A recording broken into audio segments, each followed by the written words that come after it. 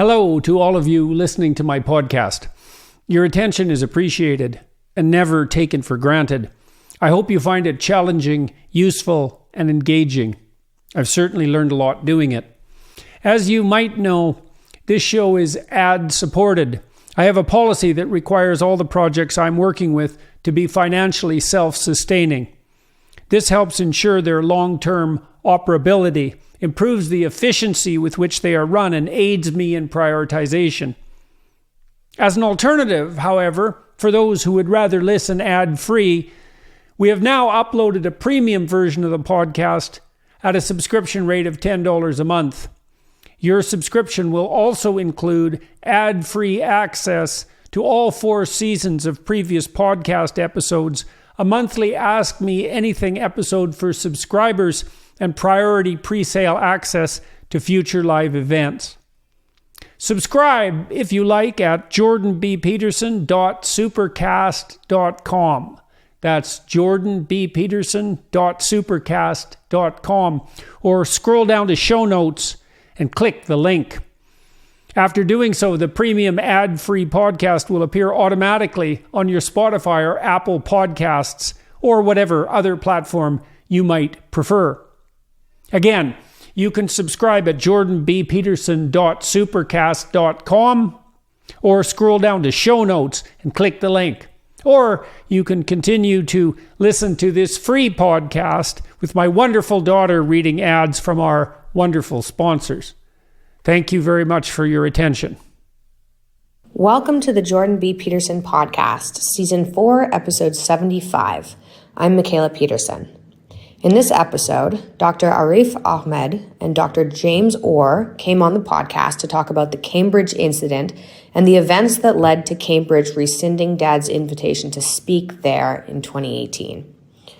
After that, they spoke about anonymous reporting and the dangers of silencing free speech in general and how change can be difficult within academia. They talk about writing, bad education, microaggressions, the latest UK legislation, which is really important, inspired by the Cambridge incident, and the importance of humor. Arif Ahmed is a philosopher and lecturer at the University of Cambridge. As a vocal defender of political diversity, he strongly reacted to the Cambridge cancellation of Dad's talk and was instrumental in getting him back there. Dr. Ahmed is the author of 2 books linked in show notes, titled Saul Kripke and Evidence, Decision, and Causality. Dr. James Orr is an assistant in the Faculty of Divinity at the University of Cambridge. He teaches philosophy of religion and ethics at Cambridge. James is also the author of The Mind of God and the Works of Nature, and a regular contributor to the Times Literary Supplement and The Critic magazine. I hope you enjoy this episode. Also, there are a few tickets left to an in-person Q&A I'm doing in Nashville. If any of you good folks want to come by to Zanies on Thursday, January 20th, type in Zanies and Michaela Peterson and that event will pop up.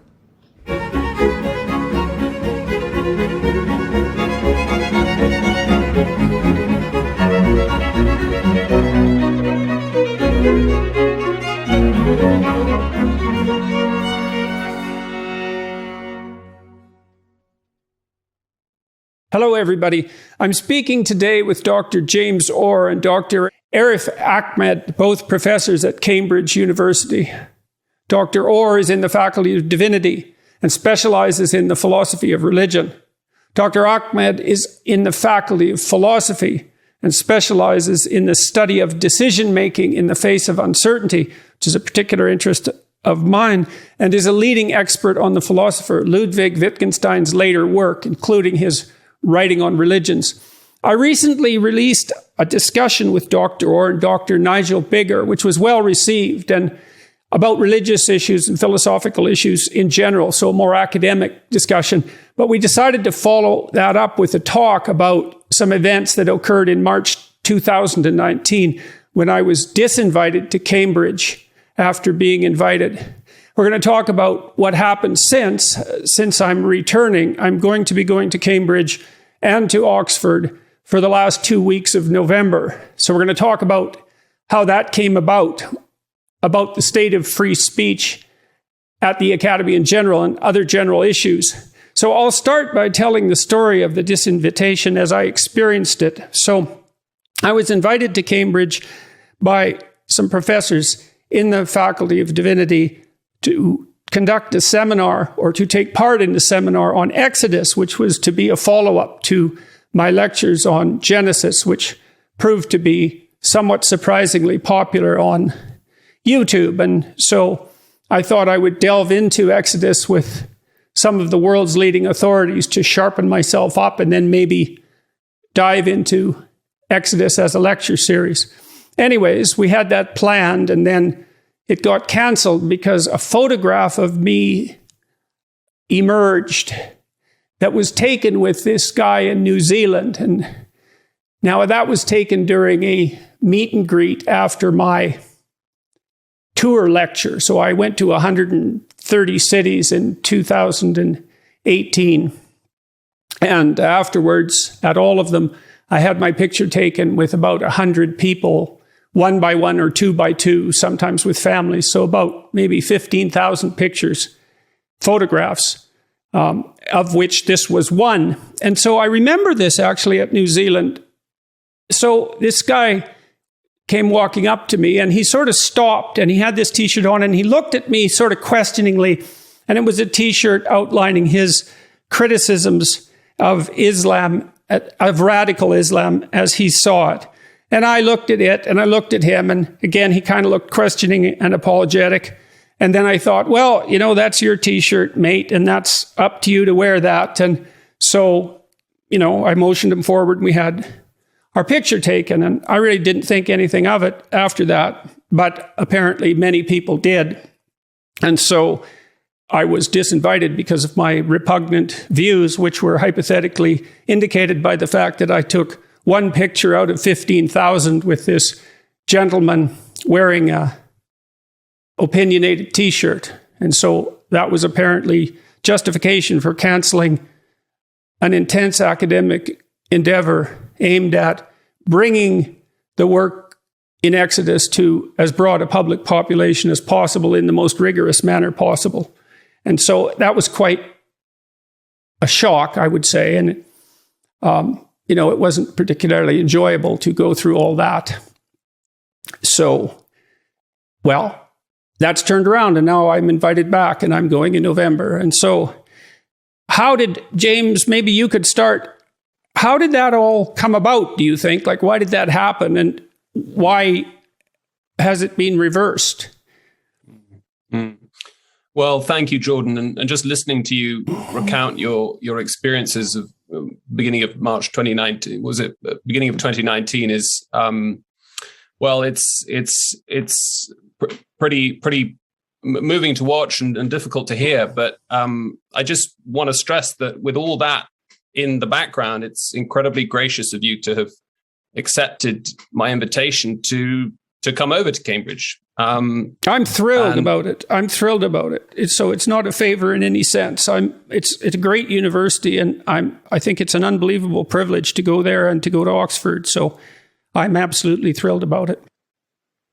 Well, if I may say so, I think it's a testament to your character and to your resilience and capacity for forbearance and forgiveness that you've accepted the invitation. And just by way of encouragement, I want to say that the reaction to the news of your visit from colleagues and from students in the university, beyond the university, from members of the general public, has been overwhelmingly positive. It's been difficult to respond to all the supportive messages I've received in the wake of the announcement. And I just think it's obvious from the reaction to the kinds of questions that we were exploring on your podcast a few weeks ago, that there's a huge appetite among people for the kinds of questions that we were exploring in that conversation and that we're planning to explore in research seminars and talks with colleagues and students here in November. And as I said to my colleagues who I think are excited about your visit, I've had almost no word of criticism at all from colleagues in the faculty or from students in the faculty. I think there's a recognition that you would you're going to be a perfect interlocutor for all sorts of people here, particularly on questions. Those of us who work in theology and religion. You've encouraged lots of young people to take sacred texts seriously, to think about how you read ancient and difficult texts, about the meaning and value of religion in society today. So, I know that was a difficult time for you, and I'd not actually been appointed to my post back then, or maybe I had been appointed just a few weeks before all that happened, but so I wasn't privy to the kind of inner workings of the decision making and so on. And I think what I can say is that it was a very, very small number of people who were concerned or showing strong resistance to your coming. I think this is something that we can talk about later, that the way in which in these big universities, a relatively small number of determined, ideologically driven students, it's often students, but also colleagues who will buckle in the face of student resistance. The capacity they have to project the idea that their view is a dominant orthodoxy. And I think the mechanics of how that happens is a very interesting one. And the gap between the sort of asymmetry between those two positions, what is actually a minority view, and then this impression that it's an orthodoxy, as I said, was laid bare in the events that followed, which really were prompted by what Arif decided to do in response to the university announcing that it was going to set out a code. Well, it's very interesting and strange that I could be sufficiently reprehensible to be banned from the university, 3 years ago, and I haven't changed, I don't think. And yet, when I'm reinvited, that the overwhelming response that you've received so far is positive. That's very peculiar, and so and worth delving into, I think.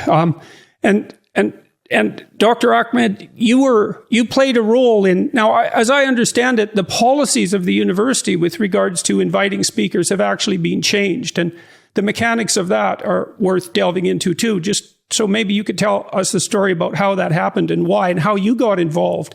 Yeah, thank you. Before I start on that, Jordan, I just want to say that first of all, we're really positive and looking forward to your visit. And like James, I've had a lot of positive comments about it, but also that we as a university should be very grateful to James Orr, because he was the one who had the vision and the initiative to re-extend the invitation, and it's great that he's done that. Now, in terms of what happened, as you say, there was this, what I regard as an outrageous disinvitation of you in the spring of 2019. So as you know, what happened was you were invited, you accepted the invitation, and you were then disinvited, and as I recall, not even told that you'd been disinvited. You found out. Yeah, that was one of the funny things. Yeah, you found out on Twitter. They didn't even have it was not only discourteous, but worse than discourteous. It was cowardly, I thought. Well, if you had to make a case for the people who disinvited me, what is it? What do you think it was that they were trying to stop exactly? I mean, it's worth investigating the motives and the belief, as well as then we can talk about, to some degree, the fact that it seems to be a minority view. Well, my feeling is that it's related to the things that James was saying, that the university authorities, or those who are responsible for this decision, have been frightened by a group of highly committed ideologues who gave the impression that this was a general university view, that there was outrage about your position. In fact, I don't think that's true. And in any case, being photographed next to someone doesn't imply anything about your position at all. And that was one of the most outrageous things, was the statement by the university at the time, which they called, as I recall, endorsement by association, as though simply standing next to someone who's wearing clothes that expresses views implies that you have those views yourself. So that argument was so bad, it must have been a pretext. And I think it was a pretext. It was a pretext for a kind of fear of a mob. So what do you think they were afraid of? So let's say it wasn't the fact that I had my picture taken with this character who was wearing this T-shirt. It was something else that they didn't want me to do, I suppose, or be. What do you think that was exactly? Do you have any sense of that? Yeah, I mean, I think ultimately they probably feared protests. They feared reputational damage. They feared a sense that all the students would think that Cambridge was enabling someone whom these people regard as unacceptable. Those are the things they feared. But frankly, if you're an academic, the one thing that is your job is not to care what the mob thinks. It's not to care, who's going to be upset or frightened by the people you invite. You bloody invite people because they can speak the truth and you can have a discussion which leads to mutual, understanding and advancement of knowledge. So I think it was and we should all devoutly hope that an institution as august and as remarkable as Cambridge would be a model for courage in such matters, instead of being cowed by a loud, ideologically possessed minority. Because, you might think, well, if Cambridge University can't withstand this, then who the hell can? Well, and that's a serious question. And these things have to be examined seriously. I mean, we need institutions that we can respect and that hold up the standards that have made them what they are. And if they fold, well, how can you expect normal people, say, not to be cowed and intimidated by the same tactics? Absolutely. Actually, there were two other episodes on my mind, one of which sort of confirmed my theory about what was happening in your case, the other of which suggested different sorts of motivations. So one of them was a case that occurred around the same time as yours, which was a case of a research fellow at St Edmund's College here in Cambridge, who was doing research. He was a sociologist, a very well-known, respectable sociologist. He'd had his work profiled in The Economist, in top journals. He was fired because there was a mob protesting about his associations, conferences he'd been to, journals that he published in which other people that they found distasteful had published in, and so on. Again, he'd done or said nothing illegal. That was one case, which again I think illustrates the sorts of pressures that I think were being brought to bear. And what were the topics for that? The topics of race and intelligence. Yes. Well, the intelligence literature is rough. That's for sure. The whole thing was so chilling, Jordan, because it was decided by an inquiry that was kept secret. Nobody's going to know what the evidence was in this inquiry. So the whole thing was terrifying. The other case was slightly different. So there was another case that concerned me, which was a case where it was an event for the Palestinian Society, where there was a chair from that society, which the university threatened to shut down because they were worried that the chair might be an extremist or something. She wasn't at all. She was a respectable academic from SOAS, and the university imposed its own chair on that. Now that was slightly different because that was responding to another threat of free speech, which is the government's legislation on prevent and anti-terrorism. But those three events were sort of coalescing in my mind around the time that I tried to change the university's free speech policy. Okay, so let's talk about the change in the free speech policy. What changes did you propose? And then it took a couple of years, as I understand, to really get this through. And I also understand from James that it wasn't that easy to get people to speak in favor of your proposal, but that it was passed, and we need to go into that, by an overwhelming majority of the people who were concerned and able to legislate such things, so to speak, for the university. Yeah, so I can take you through that. What happened was this was around actually March 2020, so about a year after your case, and the university had decided that it was going to put through a new freedom of speech policy. This was obviously at a time when everyone had other things on their mind, at least in Britain, in March 2020. They didn't offer a vote on it. They just wanted to put it straight through. And it was a policy which I found concerning, especially in light of these incidents. One part of it was that it said that we have a right to free speech, but we must always exercise respect for other people's identities and opinions. Now, that might seem innocuous, but of course, the word respect being so vague can be interpreted. It doesn't seem innocuous to me. Indeed. I mean, it seems terrible because it just removes the first part of protection for free speech. I mean, if you have to be cautious about other people's opinions, much less their identity, well, we should reverse that. Their identity, much less their opinions, is, well, who decides when that's respectful and what? Yeah, it's just exactly. Weasel words, that. Exactly. And the bit about identities, I bet they had you in mind when they were saying that, actually. But whenever anyone says, I believe in free speech, but, that's a good sign to me that they don't believe in free speech. And that was the impression that this policy gave off. other parts of the policy, which may not have been directly explicitly new, but which certainly brought you and those other cases, for instance, the Palestinian Society, to mind, were rules which said that the university could stop speaker events if they thought they were threatening the welfare of students. Notice now, welfare is undefined and could be interpreted broadly, and indeed allow the university to stop events under pretty much any circumstances that they like, speaker events, for instance. So that was the proposed policy in March 2020. Why did that bother you so much? I mean, you're pretty young and starting your academic career in many ways. Maybe I'm wrong about that, but it's a hell of a thing to take on, and it's not without its risks. And I'm always curious about people's motives. It's like there's lots of professors at Cambridge. Why do you think this was your problem? Well, you flatter me about being young, but I will say that I guess there were two things. One of them was philosophical, and one was more to do with the nature of the job. So philosophically speaking, my basic philosophical position is what you might call classical liberal. So my basic value is individual liberty. I would, in terms of what I do in my political engagement, even my professional engagement to some extent, that's the ultimate and most important value. So for me, it really touched a nerve. It touched something that was the core of my identity, if you want to use that appalling word. The other aspect, which I said was professional, was simply to do with something I alluded to earlier, which was, what is this job for? It's part of your duty as an academic, I would have thought. Academics are normally cautious, as they should be, but the one thing that they shouldn't be cautious about is defending the ultimate purpose of the academy, and that cannot be pursued without free speech and without the ability to question freely beliefs that are held by the majority, also beliefs that are held by minorities, and without worrying about who you're going to offend, who's going to be hurt by your words, especially in a subject like philosophy, and I dare say in a subject like yours, and certainly in a subject like James's.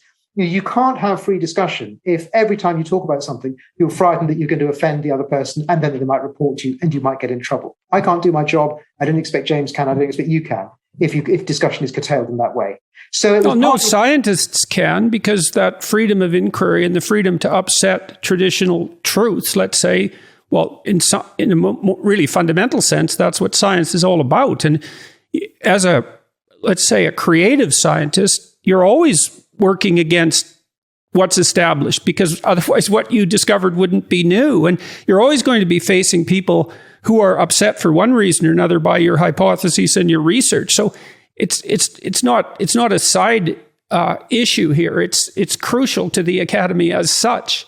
Yeah, absolutely. It's absolutely. But that still doesn't explain why you made it your problem, say, when so many people were perfectly willing to remain silent.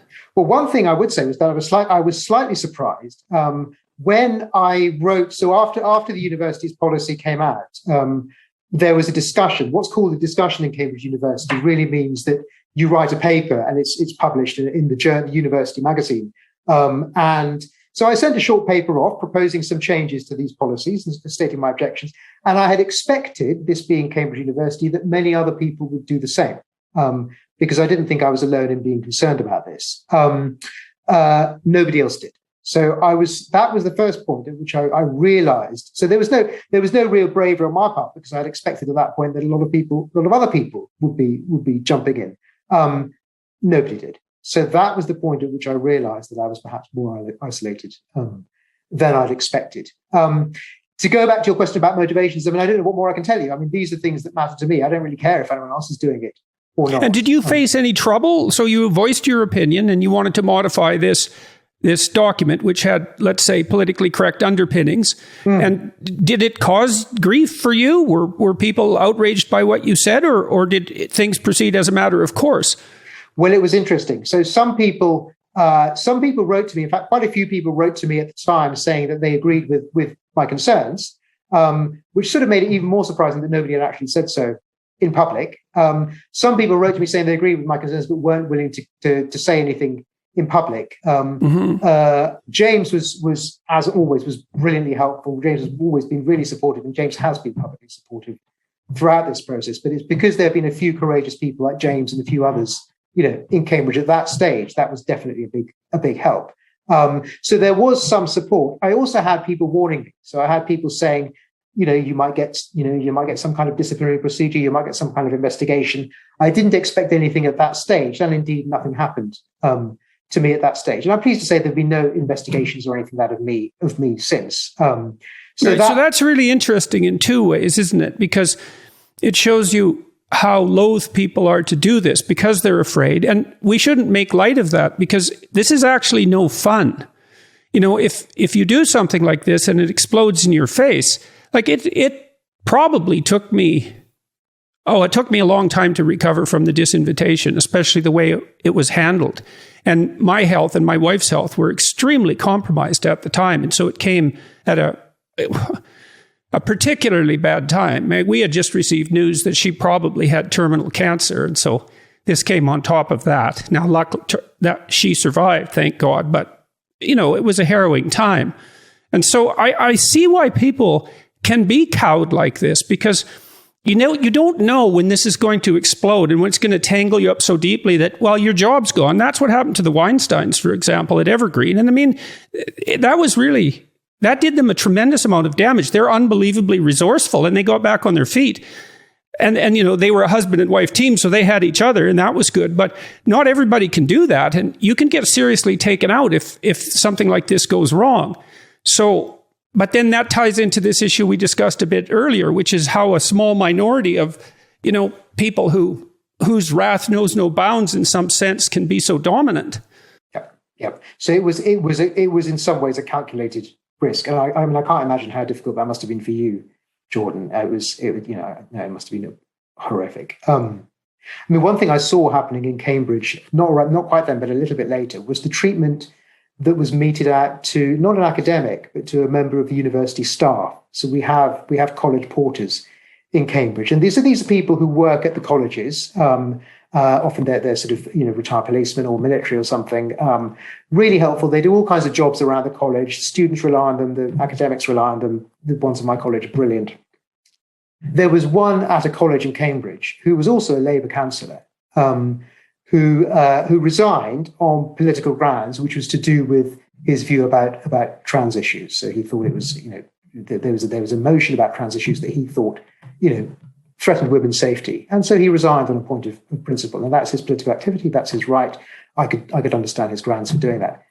The students at his college, so these are typically much more privileged people than him. Students at his college formed a mob to try to get this man sacked. And this was they're much more privileged people. They didn't care about, you know, the consequences for him. They just thought, because he diverted from their line of ideological purity. Do you remember this case, James? And James may know more about it than me, but yeah. I do, and it was thanks to a very brave female undergraduate. I think she was in her second year. She spoke out, wrote a public article about it. A great courage, I thought, to herself, and she there was an awful lot of resistance to her doing that, but it was remarkable. She got in touch with us, I seem to remember, and I can't remember how the case was resolved. I think the case in the end was resolved positively. But that's right, Sophie Watson, she was brilliant. She actually wrote an article in which she said, and I thought this is very telling, Jordan, it just described the state of the academy. She said, when I came to Cambridge, I was expecting, she said, the motto of the Royal Society is don't take anyone's word for it. And she said that's what she was expecting when I come to Cambridge. I was expecting to engage in rigorous discussion where all of my cherished beliefs would be challenged, and I'd come away shaken and uncomfortable, and I would think for myself, and I would be forced to rethink everything, the most important things in my life. I think she was actually studying psychology. And then she said, when I got here, it wasn't like that. When I got here, I felt that I was being coddled, and there were certain things that you couldn't question, certain things that you were just made to feel an outsider when you could question. It was a brilliant article, and really telling, because it was her own experience of what it's like for a student now compared to what it was like when I was an undergraduate, you know, many years ago. So that's an illustration of how things can go wrong and the sorts of things, you know, we were seeing around us in the sort of summer and then the autumn of 2020. James, did you want to say anything more about that point, or we can talk more about that? No, I mean, I think it was then, wasn't it, June, July 2020? I remember you came round for lunch around here, and we started talking about, you know, who might be willing to sign in public a support which was required by the mechanisms of all the kind of procedural mechanisms. I think we needed 25 names, wasn't it? And I think we could come up between us. We managed to come up with 7 or 8, and then over the And then it took us another 8 to 10 weeks to get past the 25. I think it was September that we were starting to look promising. And in fact, I think in the end, we got quite a few more than 25 for the 3 amendments that Arif was proposing to introduce to kind of to take out the respect language and replace it with so you needed of tolerance. You needed those 25 to put the amendments forward? That's right. Yeah. Okay, so that would indicate that some people were concerned that requirement for 25 rather than just one person. And it was hard to get 25. Yeah, it was. It's telling. It's telling that actually. I mean, there might have been 2 reasons why. One reason why it might have been because it was a trivial issue and nobody cared about it. Who cares quibbling about a few words? Mm-hmm. Another reason, which I suspect was, which turned out was the more likely explanation, was that actually a lot of people were afraid to sign something in public. So why do you think it's not trivial, and why do you think that argument's invalid? And the reason I thought the argument was invalid because the additional evidence that I got after the vote, because the vote actually had a very high. A lot of people bothered to vote on this, and they bothered to vote for that change. If it had been a trivial thing, nobody would have cared to vote. So that was one bit of evidence. The other bit of evidence was the testimony of the people who wrote to me or who I called up at the time. And James may have got this as well. People who were saying, look, we support this and we can see what you're doing and we can see why it's a concern. But I just don't want to get involved in this kind of fight right now. Getting involved in this is going to be too difficult for me right now. I'm up for promotion right now. Yeah. I don't want to face all of these things. So yeah, well, you practice what you become. You become what you practice. And, this is something I learned as a psychologist. And I think maybe it was part of my temperament to begin with, is like, if you put off fights, they don't get better, not usually. They usually get worse. And maybe you think, well, I'll be in a better position later. And you might be, but probably you won't. And so that notion that it's not a good time, fair enough. I hate conflict. I really hate it. I'm not built for it temperamentally. But I've learned through painful experience, I would say, and not least as a clinician, that when you see the elephant's trunk under the rug, you can infer the rest of the elephant. And it's going to get bigger as you feed it with your stupidity and your withdrawal, and you let whatever it's feeding on continue.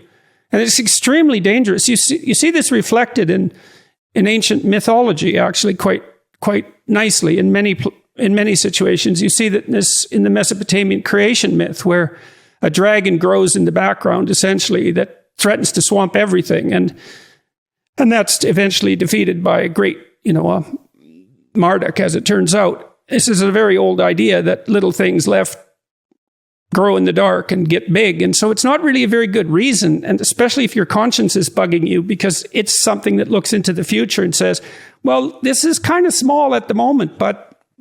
Yeah. No, that's right. Yeah. And actually, go on, James. Well, I was just saying, I remember reading that there's a kind of Babylonian creation myth, I think, isn't it? But that sense of things just growing with a kind of gathering a momentum of their own is something that we've experienced a lot of. I think there's been some work on this in sociology. I think they call it the spiral of silence. I can't remember her name, Elizabeth Neumann or Noel Neumann, and the basic idea is that fear of isolation, social isolation, ostracism is like a huge motivating factor in a person's behavior. And there's two great fears, right? That's one is being isolated and right. thrown out of the group, because then you die, and the other is biological catastrophe. Those are the two big classes of fears that you see as a clinician. Right. So that's the animating idea. And then the spiral starts, the monster starts to grow when some people notice that their opinions are spreading fast. And that gives them a kind of confidence to double down and express themselves more confidently. And then on the other hand, people who disagree with those opinions see that their views gaining less traction, and they stay silent because of the fear of social isolation. And then they get weaker. They get weaker, and of course, yeah. And a lot of these people, so go on, James. Well, I was just going to say that, social media and those sorts of things, that obviously all the network effects from that accelerates that. And so and what happens is that people just get very bad at judging what the real spread of opinion is in a social environment. And then it's a dynamic process. It's a spiral. And so you get a spiral to the point where what is a confident minority position becomes this completely unassailable orthodoxy. And I think that's one reason why, in the case of what was started to happen in Cambridge in the summer of 2020 and leading up to the vote in December, is that what we saw was that although there was deep reluctance among colleagues who struggled to get more than 25 votes to sign in public the Arif's amendments, when it came to the vote, which crucially operated via a secret ballot, so you were allowed to measure opinion by people voting from within the closet, as it were. And as soon as that mechanism was allowed to operate, you suddenly the spiral of silence just, as it were, the monster explodes. Right. So that's really interesting procedurally as well, because these sorts of positive feedback loop phenomenon, you see those in clinical therapy too. So, for example, when people start to get depressed, then they withdraw and they stop socializing, say, and they stop engaging in the activities that bring them meaning and joy. And so that makes their depression worse. And then they're more likely to withdraw again. And, it's probably an example of something like the Pareto principle operating again, right? That things can spiral up very, very rapidly and dominate, and they can spiral down it's nonlinear on both ends. Yeah. And there's some truth to that kind of process that underlies all sorts of phenomena. So that secret ballot issue, that's really relevant for bringing something like this to a halt. Yeah. I think. Elysium Health. You've heard me talk about their supplement Matter for brain aging. Elysium has dozens of the world's best scientists. 8 of them are Nobel Prize winners. Dad and I have had NAD infusions in the past with pretty good results, but you spend 8 hours hooked up to an IV and it's insanely unpleasant. Makes you feel like you're hooked to a battery. It's interesting. Basis by Elysium offers some of the same benefits without the time investment and none of the pain. NAD is in every cell of our bodies. It regulates energy and cell functions, but goes down as we age. Basis restores early levels of NAD for healthier skin, less fatigue, and more satisfying workouts. Plus, it's easy with Basis. You just take 2 capsules a day to promote healthy aging. Listeners can get 10% off a subscription to Basis by visiting trybasis.com/Jordan and using the code JBP10. That's trybasis.com/Jordan, promo code JBP10 for 10% off. It's a great deal on a groundbreaking supplement. Go ahead, Arif. Okay. No, I was going to say one part of that isolation process also, I think, is certain kinds of social interactions or professional interactions. And what I mean is the experience of being in meetings, for instance, departmental meetings or college meetings, where probably a lot of people, there'll be some mad or insane proposal, I don't know, to say we're going to remove all pronouns from our policy, or we're going to have this change of the syllabus or whatever. And everybody, or maybe most people in the room, were thinking this is nonsense, but I'm not going to say it's nonsense. And they left the meeting thinking they were the only person who thought it was nonsense. Because nobody spoke out and the thing was not decided by a secret ballot. If it had been decided by a secret ballot, as was the case, as James says, in December, suddenly you had thousands of people realizing that they weren't alone.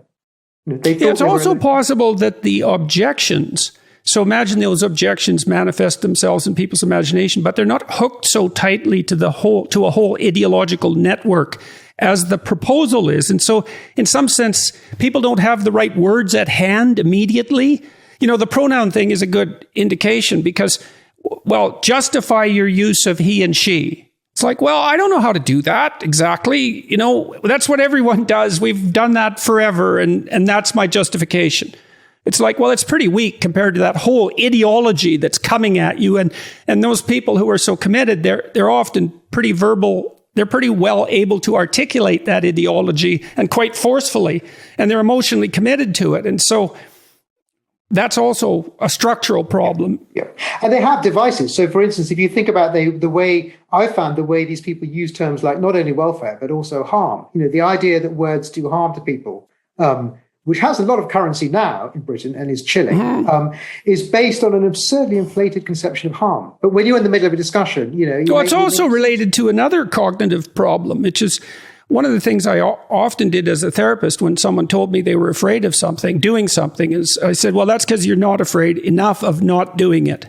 Yeah. Because the doing produces this harm, let's say, and you can be afraid of that. But the not doing is sort of invisible.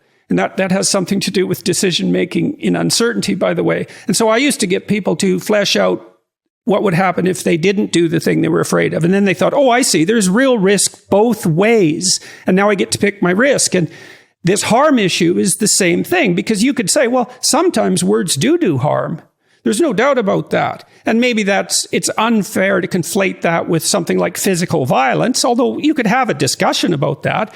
But the question that isn't being asked then is, well, what harm does your attempt to shut down what words you regard as harmful, what's that likely to produce for harm? Well, none. It's like, oh, really? So you haven't thought that part of it through at all. And you're going to be the arbiter of what's harmful and what's not.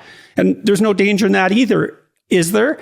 So that's a good way to deal with that sort of thing. I agree. And of course, another thing that a lot of the time people don't see is they think, we can impose on people's speech, we can tell them how to behave various ways, but they don't think that that's an instrument that could be abused in all sorts of ways. So if you mandate speech on one thing one day, it's going to be mandated on other things the next day. And in general, I think with any form of coercive principle, you need to think what's going to happen in the hands of somebody wicked and tyrannical. That's how we should think about these things, not only in university, but in politics more generally. Typical right-wing claptrap. Well, that's kind of an interesting thing, right? Because one thing that conservative thinking does always is say, yeah, but. It's like, well, you're putting this forward for the good, and fair enough, and it's based on compassion, and that's actually a virtue, although it is by no means the only virtue, and sometimes it's a vice. But why are you so sure that this will only do the thing you think it will do and nothing else, and that you're wise enough to make that change, right, in something that's sort of working already? So... Part of the problem might be that I think it's a sort of a glitch within liberalism. When you think back to Mill's idea, the famous no harm principle, which for many, many years operated as a very, very good basic rule for governing social interaction. But you can understand the temptation of trying to fold under the notion of harm or violence. I think it's the Australian psychologist Nick Haslam calls this concept creep. You can see that you see the sort of the power that comes from leveraging these concepts, particularly when an institution is caught in the headlights of a Twitter mob or whatever it might be, that there's sort of threat to the harm, there's harm or threats of harm or violence to the person, which are, in the end, I think I take your point, Jordan. There may well be certain situations in which use of speech can be thought of as inflicting harm, but that is something that society and the legislature in that society needs to deliberate upon and decide. And we all accept that freedom of speech is not an unqualified right, and indeed academic freedom has proper parameters imposed as well. Well, we could also be grown up and say that it's dangerous but necessary.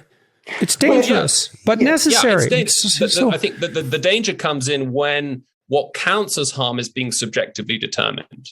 And so this notion that started to gather steam in the last few years, this idea of a microaggression, which in effect is an aggression or a claim that harm has been inflicted on a person that is subjectively determined. That is to say, it's in principle not an offense that could be explored in any kind of forensic context by a jury or a judge. That is to say, the only evidence that of the harm that could possibly count is the subject saying, "You've hurt me."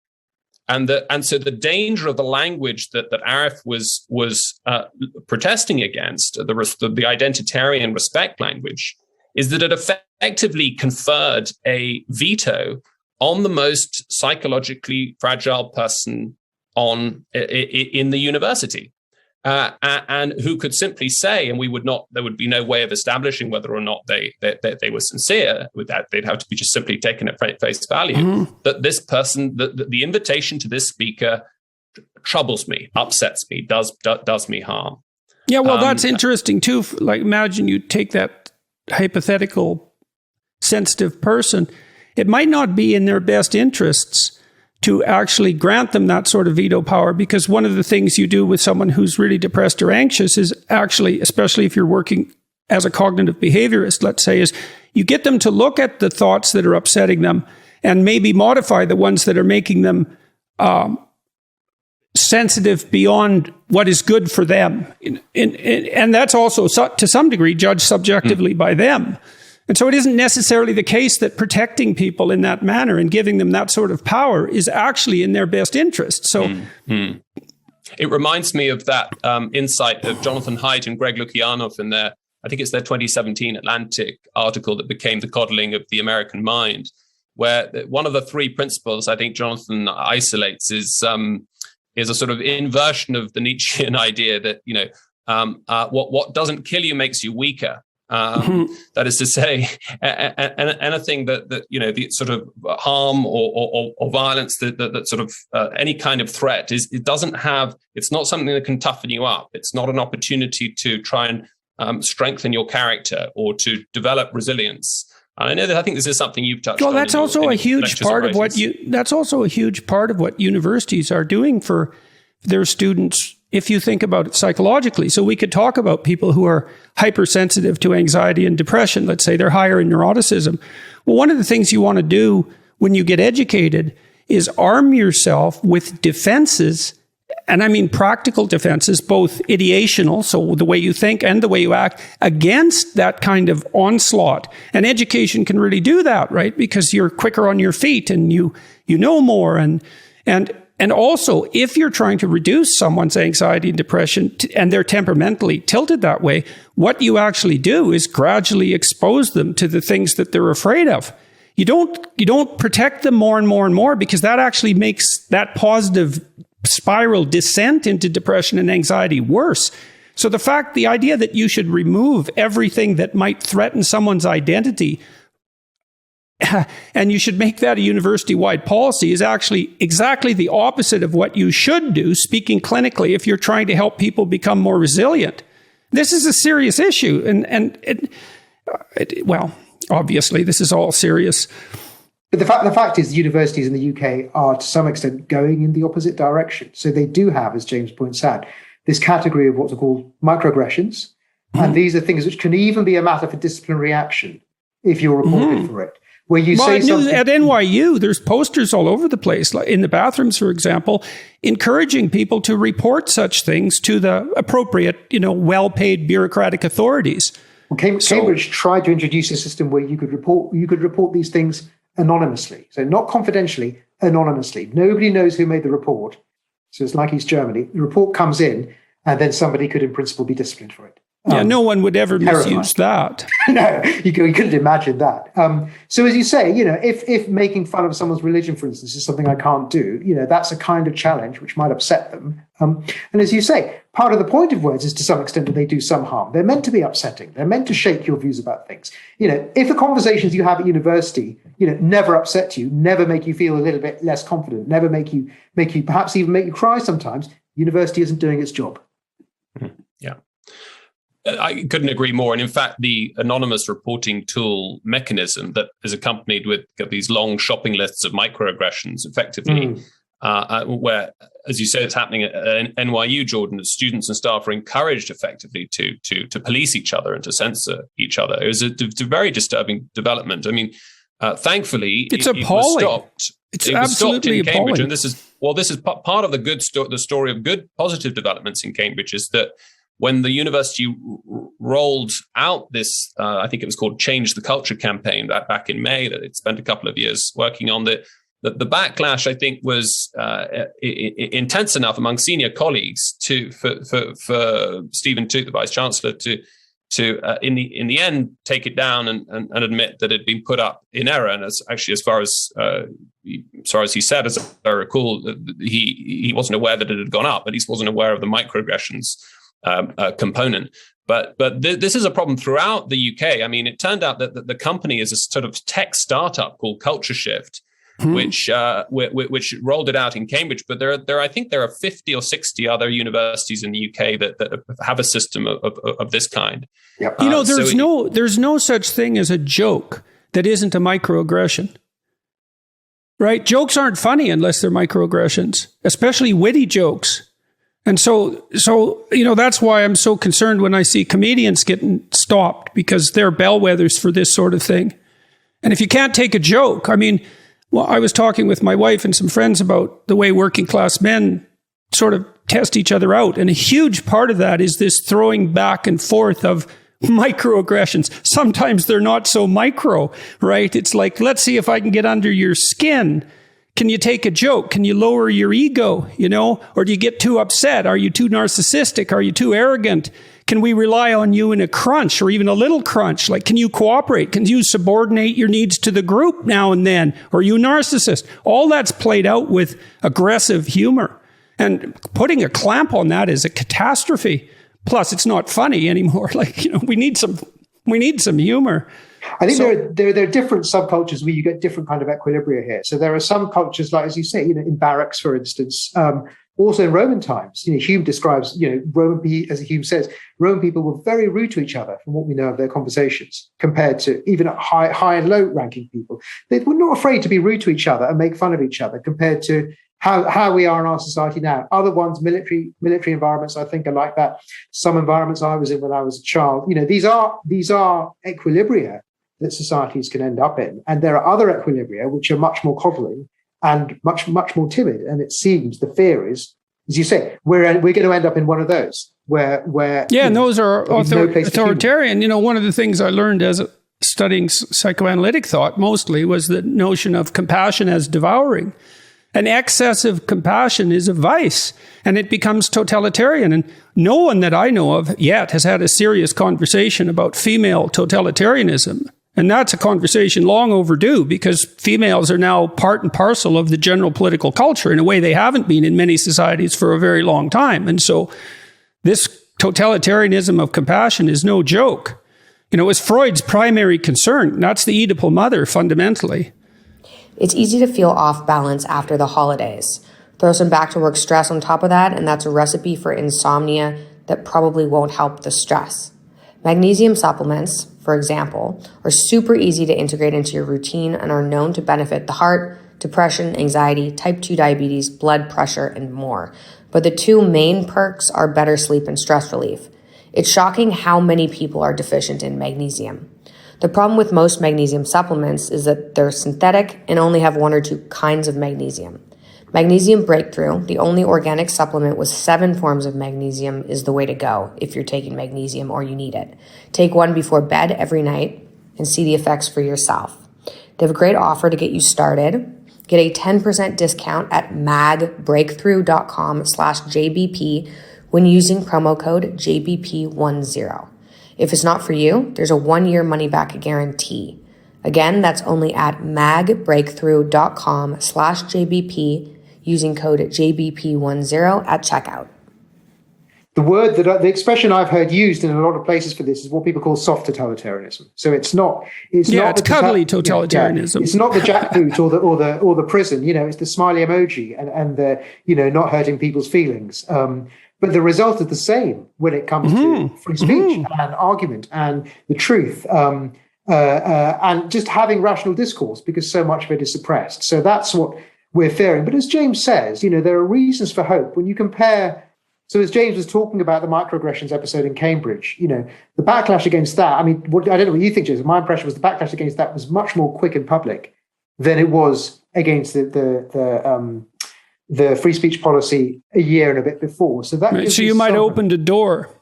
The culture, to some extent, seems to be improving a bit. People seem a bit more confident to speak out.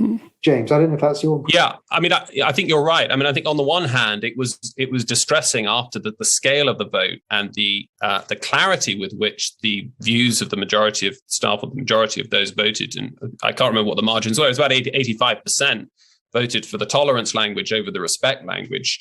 It was depressing that, barely 6 months later, this campaign has rolled out that just seemed to be antithetical in every conceivable respect to what to the views that were expressed at the ballot box in December. But as Arif said, the sort of the grassroots resistance to it was much faster. It's true, I think that, and this might have been to some extent true of the vote itself, that one big difference from 2 or 3 years ago with the rescission of your invitation, Jordan, is the extramural support that we've had outside the universities. So the public awareness, public attention, and public concern, taxpayer concern, has been much more focused on the problem of the crisis of the perceived crisis of the university. And so there was quite a lot of press coverage. I remember around about end of May, beginning of June when this was happening, and I think that must have put a lot of pressure on and brought about an immediate and dramatic institutional response that I don't know what Arif thinks, but I think would have been very, very hard to achieve just internally by writing letters and complaining using sort of ordinary procedures.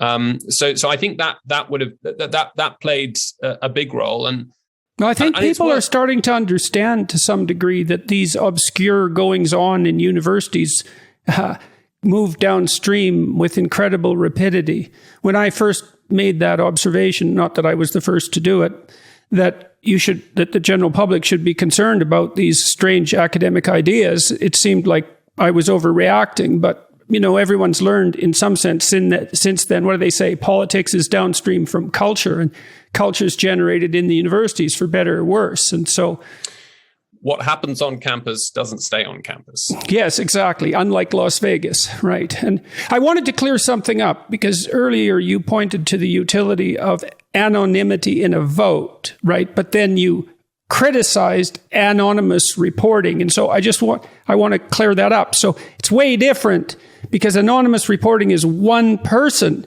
and that can easily be someone who's quite malevolent. And if you don't think people like that exist, it's just because you're naive.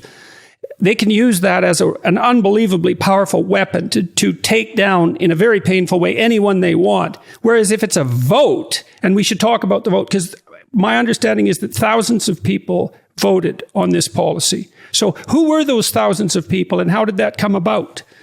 Well, it was. I mean, you're quite right about the distinction. First of all, the point about anonymous reporting is that if someone reports something anonymously, you can't come back to them to check their evidence. The person who's been accused can't even face their accuser. So there's no possibility of due process. With the anonymous voting, so the turnout was about 1,500 people, so it was about 30%, which doesn't seem that high, but actually it was very high by historical standards. So I've been looking back over the last 3 or 4 decades and votes, and I couldn't find one where there was such a high turnout and such a decisive margin, actually. So it was a big result, especially given that it was taking place during the lockdown, I believe, or taking place at the height of the pandemic.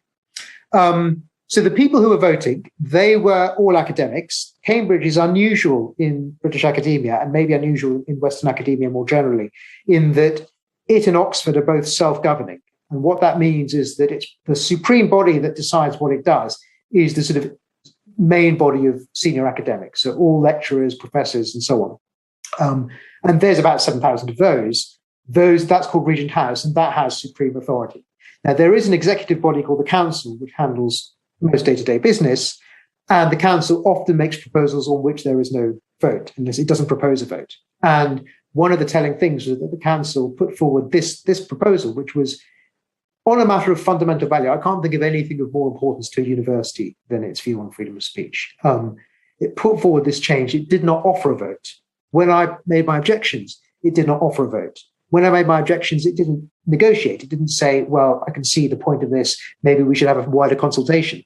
No attempt at consultation, no attempt at a vote. It just tried to push it through. So the difficulty was in getting a vote in the first place. Once we got a vote, as it turned out, things worked well. But the difficulty was in getting the vote, and the vote was conducted by senior academics. So people like me, James, you, if you had been in Cambridge.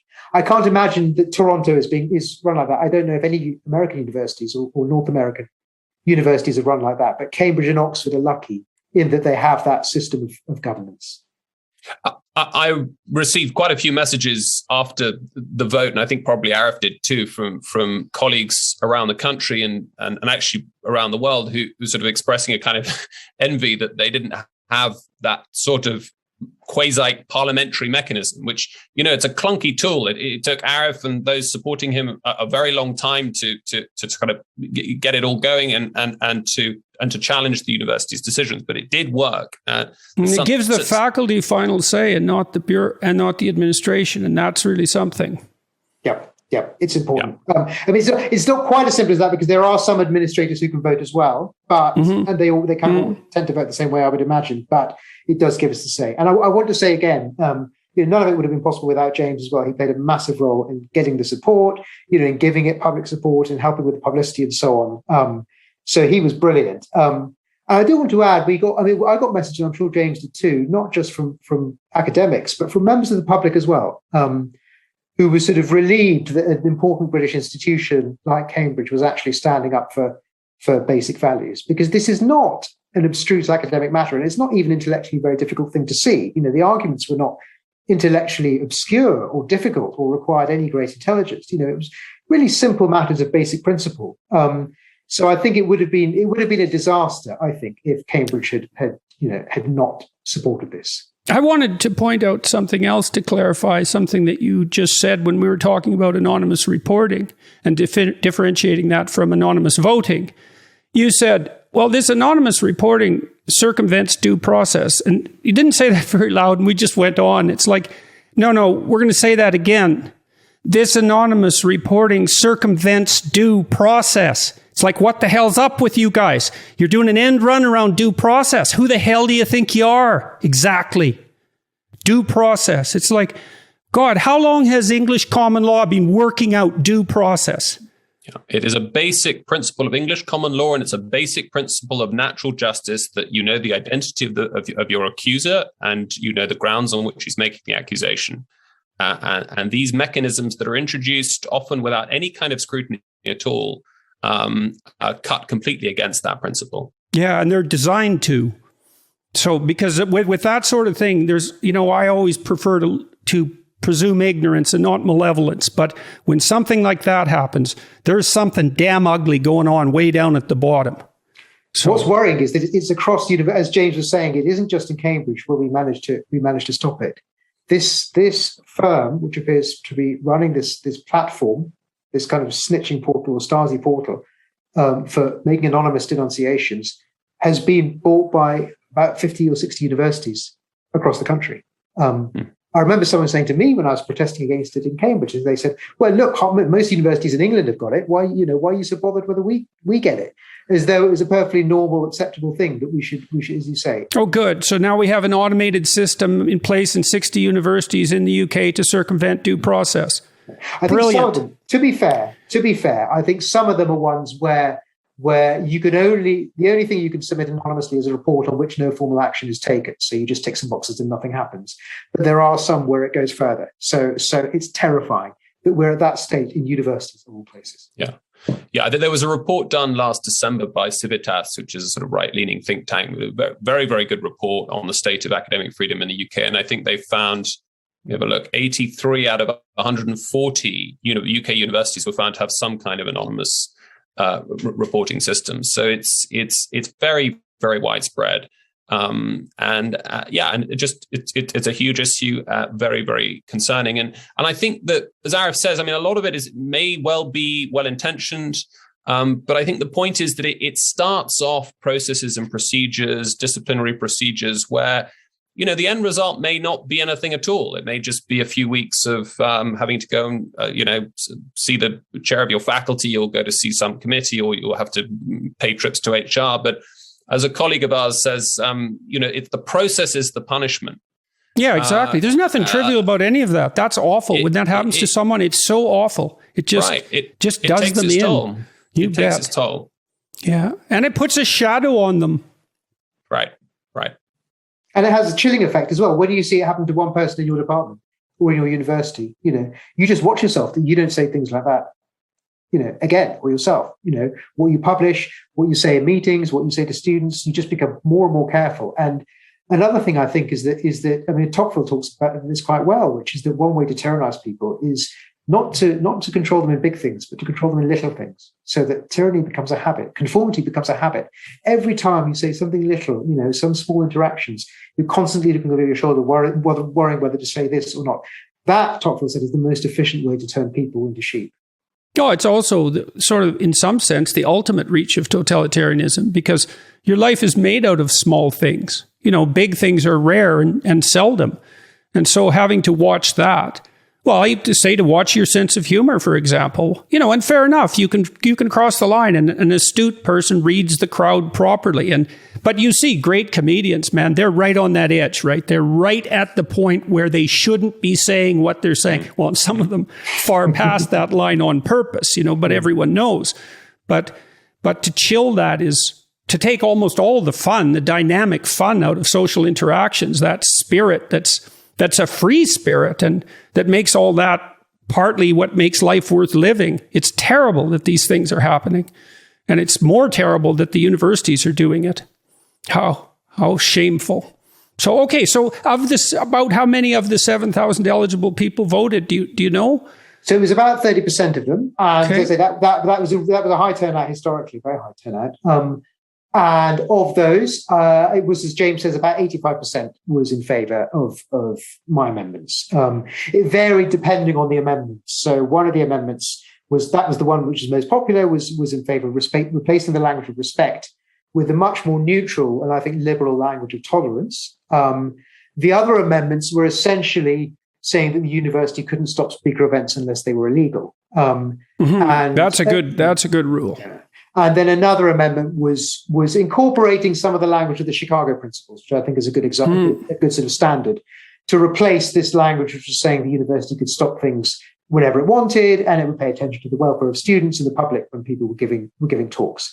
So now we've got a policy where if you've been invited, you can't be disinvited, and it doesn't matter unless you're doing something illegal. If you're invited and you're legal, you can't be disinvited. So it's been a change, and indeed, it was actually the people who first celebrated it were the radical feminists. So it was actually surprisingly amongst my allies. There were Christians and there were also radical feminists. Because there's both different sides who felt for various reasons, and hard scientists as well. They too. So it was the hard scientists, radical feminists, lawyers, Christians. They were all for various reasons felt that their speech had been curtailed or was being limited. And it was the feminists who celebrated it first. So Sophie, that very brave student that we talked about, organized what she called replatforming events, where she invited a number of very controversial speakers, Kathleen Stock, for instance, and others, to come and give talks in Cambridge about topics. Be fun. Is that girl still around? That young woman, is she still around Cambridge? I'm not in touch with her. I believe she graduated with a first-class degree last summer. Be fun to invite her to the talk. Yeah. I'm sure that will be possible. So there were some very brave people amongst the feminists and amongst these other groups, and that was the first thing that happened afterwards. And then now we've had another thing, which is your invitation, and we're hoping to invite other controversial speakers. And not only that, I think in some ways, more importantly, the culture is, I hope, changing. Day-to-day interactions are changing. People are more willing to speak out at meetings. I want to try and get through changes whereby there is, secret voting happens at all meetings, at all levels, not just at these big levels. Yeah, well, one of the things we're facing, all of us, as a potential danger is that although in the West, in some ways, we've got our large-scale, uppermost political institutions tilted quite hard against totalitarianism, it seems to be creeping into mid-level bureaucracies continually, right? And there it's a lot harder to fight. It's harder to get people interested. It's more invisible, all of that. What do you think? I'd be interested to know what your view and experience is, because my impression has been of the sort of mid and high level bureaucracy in my university, for instance, is that they're not really ideological. They're not committed to this some sort of mad hard left ideology or any of that. Really, they want to respond to concerns from students and others. They've been given a misleading impression that a lot of people have these concerns. There are also commercial concerns because, of course, universities charge fees now and they have to care about attracting students and so on. And so they're just sort of doing they're taking the path of least resistance. That's I think part of what's happened is that, HR is punching way above its weight. It was bottom of the totem pole in corporations for years and also in institutions like universities. And then it latched onto this diversity, inclusivity, and equity mantra. And there is power in that, man. And so I would say yes to everything you said, except for that exception. And watching corporations jump on this is really quite comical in some sense, because what that is all allied with is not something that has capitalism as its central interest. Let's put it that way. So, yeah, you end up. Yeah, no, I mean, I think that's absolutely right. So that there are, as Arif says, the sort of mid-level administration is typically not particularly ideologically driven. But as we were discussing earlier, all it takes is sort of two or three dedicated activists to cause a lot of trouble. And what's happening now in the kind of administrative landscape of a lot of these institutions, corporations, universities, and in other sectors as well, is that you've effectively got people whose job it is to deliver on equality, diversity, and inclusion initiatives. That is to say, that's their standing job, that's their profession. And so, as it were, the revolution can never come to an end, right? You can never reach the sunlit uplands. There's always got to be the next. There's always got to be the next phobia to confront. And so it's kind of, or you lose your job, or your job disappears. Yes, or you make yourself redundant. And so that the kind of structural problems there, and kind of ratchet effects that are very, very, very difficult to address. What do you think? One way to think about addressing that might be to introduce ratchet effects in the other direction, so that you can have a sort of free speech bureaucracy, and you can have we have legislation in this country, for instance, which is trying to strengthen the duty, or at least strengthen the sort of redress for breaking the duty to promote freedom of speech, and it could be that gives rise to sort of internal bureaucracies, and people will start thinking, well, people who would have thought I can make a career out of promoting equality and diversity might start thinking, well, I can make a career out of promoting free speech. And they'll be as keen on that as they were in the other direction. I don't know what your experience in Toronto has been with regards to that, but I wonder. Well, I can't really say, because I haven't really been part of the university in any real sense, I would say, in any profound sense, since 2016, since all this blew up around me. So, I'm out of the loop. I think that's a worthwhile experiment, right? It's like, if there is a bureaucracy, and, a lot of things get settled with these opponent processes. That's how we think, it's almost always one thing against another. And yeah, I think, and you were going to talk about the potential proposed legislation in the UK that sort of, I understand, emerged out of all this. So what's happening on the legislative front?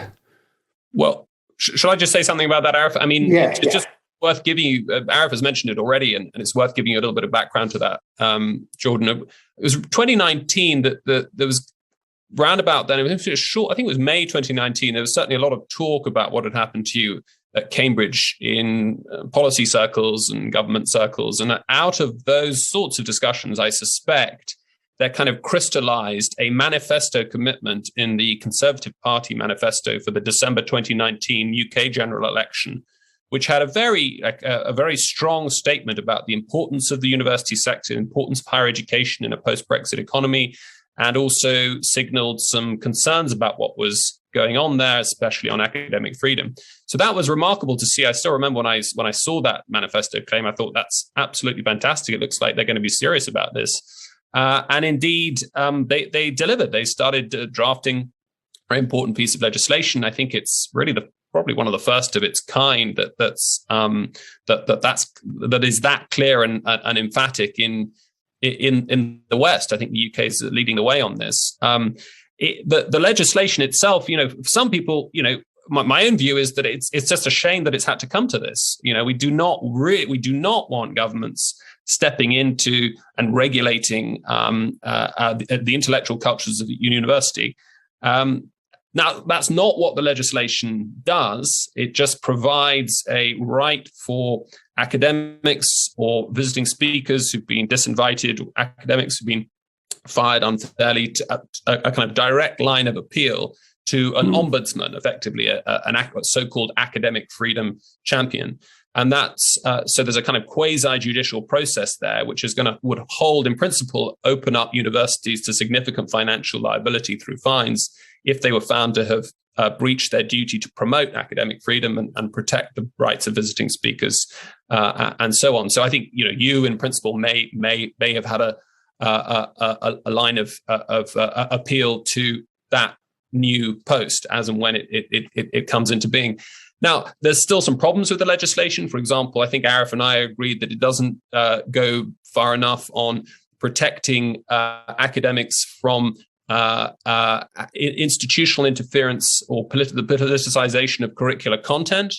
The freedom for academics, freedom of speech means freedom to teach. Freedom to select content and freedom to deliver it as they see fit. Of course, to some extent, it's a shared institutional enterprise, designing curricula and so on, but there should be a defeasible presumption that academics can teach what they want to teach and how they want to teach it. Nevertheless, I mean, I think it will, I hope, shift the culture in some of the ways that the equalities legislation shifted the culture 10 years ago. And even if it may be imperfect when it gets royal assent, nevertheless, I think that it will make vice chancellors and senior university staff throughout the country sort of sit up and realize that there are consequences to continuing to allow this culture to flourish. I think it's surreally appropriate that initiative came from the Faculty of Divinity at Cambridge. That it can be traced at least to the events, perhaps the events that took place there. That's quite something when you step back and think about it.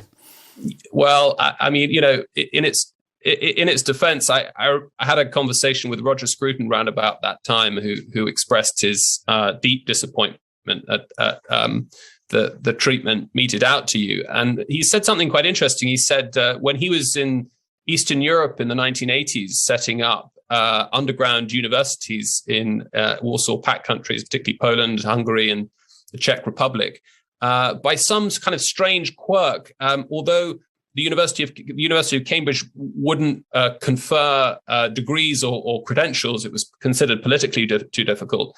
I think the divinity faculty did have some kind of degree conferring power. It was able to accredit or recognize a diploma in theology, and that's exactly how Roger got his students their diplomas, as it were, from the Faculty of Divinity at the university. So it was, I think, from his point of view, it was especially heartbreaking that things developed as they did in early 2019. But just to reiterate, I've had no criticisms or from colleagues within the faculty. I think there's great excitement that you're coming over, and great gratitude to you that you've shown the kind of graciousness and forbearance to as it were, let bygones be bygones, and go ahead with the visit that had been planned back then, which I think you probably wouldn't have been able to do anyway, given all the horrible things that started to happen to you,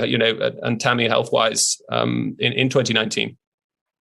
Yeah, well, like I said, I'm absolutely thrilled to be able to do this. Well, because I seem to be able to do it, and that's something, but also that I have the opportunity again. I think you'd have to be a pretentious fool not to take an opportunity like that and be grateful for it. And there's mistakes made, and that's that. But who knows, if the upshot of this all is that the protection for freedom of inquiry and speech in the UK is strengthened, and maybe that's a model for the West. It's like, well, that's a pretty small price to pay, even though it was unpleasant. So, c'est la vie, Well, I think I joked to you the other day, Jordan, in an email. I think that Arif is not going to agree with this, but Providence bears strange fruits. Those of us with a kind of theological lens on things may see something there. But no, you're right. I think that there's hope on the horizon. There's a reason to be much more cheerful than there were sort of 2-3 years ago. There are still challenges ahead that I know Arif and I are concerned about. We're especially worried that for example, our colleague Kathleen Stock last week has been treated to just appallingly by a group of activists for her views that there should be, as it were, female-only spaces. There have been posters have gone up calling for her dismissal. She's had the police round. She's had to put CCTV up in her around her home. So, that it's still a significant problem. And then there are other more kind of structural issues. I think it was St Andrews a couple of weeks ago. Up in Scotland, there was news that there would that incoming undergraduates, incoming students would have to sit what amounted to, I'm not sure the details here, but from what I could tell, ideological purity tests that come very close, I think, in fact, cross the line in coercing speech. That is to say, you had to answer certain. Well, do you know that at least 70% of researcher applications for professorships in the U California system, now statewide, were rejected on the basis of their diversity statement prior to their research CV being reviewed? More than 70%. That's extraordinary. Yes, yeah, extraordinary. I think you want to kill universities. That's a real good way to do it. It's not just California. I think you drew my attention a few weeks ago to the Newton Trust, which is a very big and distinguished grant-making research body. I think now requires almost every application submitted to be accompanied by a statement explaining how the research will have a positive impact on gender equality. So the thought of these poor, I believe similar things have happened at the grant level federally in Canada. Yeah, and that's, it's horrible. It's absolutely unbelievably bad. That. So it looks like we're getting to this problem with graduate students and with undergraduates as well, that you can't even access the benefits of a university education, university research, and so on, unless you agree with some sort of ideological line. In the case, as James says, in the case of undergraduates, it's close enough to compelled speech because you have to pass the test, and passing the test means getting enough questions right. I think in some cases it might even mean getting that's so terrible psychologically, I mean, there's some good psychological experiments. So imagine you do this. You take a group of people and they have an opinion about something, eh? Then you make them you ask them to write out a counter opinion that's quite detailed. And you test their beliefs before they do that, and then a week later. And what you see is a massive shift in the direction of what they've detailed out, partly because they've detailed it out, but also partly to reduce cognitive dissonance, right? Well, I said this, therefore, I'm either a liar or I must believe it. So these are not trivial issues. Like, and students say things to me, and I've heard them say, well, I just write what the professor wants me to say. It's like, no, you don't just write that, because writing is thinking. And if you don't think that, practice becomes part of you, and those words become part of you. That's just because you don't understand practice or words. And the fact that you have to do that at university, that's like the reverse of education. It's not bad education, it's anti-education. Yeah, it is. It's anti-education. That's a really excellent point, actually. I mean, I remember William James talks about that as well, the way in which the direction goes the other way. It's from the things that you do, sort of feeds into what you think. They're real. That's like a basic principle of behavioral therapy. It's the action. The cognitions, so to speak, are secondary, and not always, but of course they're secondary because, the prefrontal cortex grew out of the motor cortex, and action is everything. And so abstraction follows in the pathway of action. Hopefully, we'd be in real trouble if that wasn't the case. So, but yeah, it's appalling. And that universities are doing this, it makes me ashamed to be part of them. It's so, and then I see students or listen to them, they've been educated like this. And it's just like, it's this grating noise that they're emitting that just hurts my soul. So, more work to be done, right? Well, so this is positive. Everything we've been talking about virtually, movement in a positive direction. And thank you very much for your commitment to, I can't thank you, because you did it for all sorts of reasons, but I admire it. It's great. And look what's happened. And so I hope that my visit is worth all the trouble. I'm going to do what I can to make it that. And like I said, I'm so thrilled that I get to do this. It's so ridiculously wonderful that I can come back there and talk to you guys at Cambridge and go to speak at Oxford. And that the basic response from people is positive. Like if I would wish for something better, I couldn't think of anything better. So It's been a terrific response, and we're so thrilled that you'll be coming. And I think it'll be really positive. The students here, the staff here, everyone is going to learn so much from the discussions that we'll be having. So that's excellent. God willing, and all that. Well, thank you very much, gentlemen. I'm very much looking forward to meeting you. Dr. Ahmed, thank you for talking to me today. James, it was a pleasure as always.